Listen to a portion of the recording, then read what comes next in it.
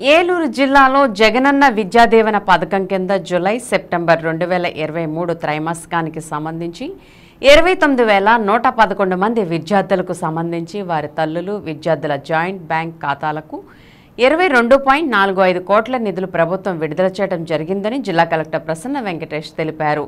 ఈ మేరకు రాష్ట్ర ముఖ్యమంత్రి వైఎస్ జగన్మోహన్ రెడ్డి శుక్రవారం పశ్చిమ గోదావరి జిల్లా భీమవరంలో నిర్వహించిన జగనన్న విద్యాదీవెన కార్యక్రమంలో కంప్యూటర్ బటన్ నొక్కి నేరుగా తల్లులు విద్యార్థుల జాయింట్ ఖాతాల్లో డబ్బులు జమ చేయగా ఈ కార్యక్రమంలో స్థానిక కలెక్టరేట్లోని వీడియో కాన్ఫరెన్స్ హాల్ నుంచి జిల్లా కలెక్టర్ ప్రసన్న వెంకటేష్, జిల్లా బీసీ సంక్షేమ అధికారి ఆర్వి నాగరాణి, పలువురు విద్యార్థులు పాల్గొన్నారు. ఈ సందర్భంగా విద్యార్థులకు నమూనా చెక్కును అందజేశారు.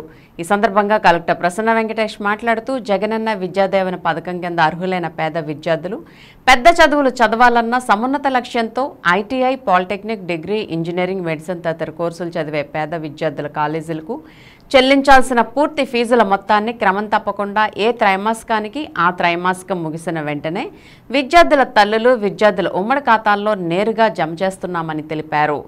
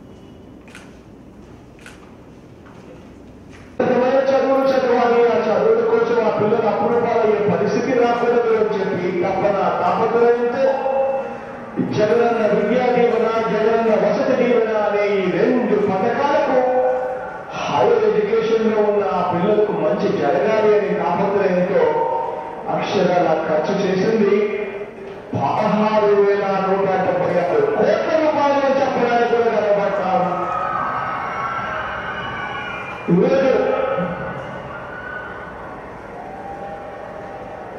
వీళ్ళు బ్రతుకులు మారాలి.